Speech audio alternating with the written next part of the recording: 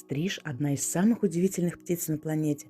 Он может проводить в воздухе многие месяцы подряд, практически не приземляясь. Во время полета стриж ловит насекомых, пьет капли воды дождя и даже может спать короткими промежутками, продолжая лететь.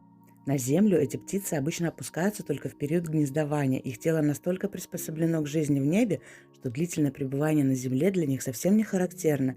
Настоящий рекордсмен среди птиц.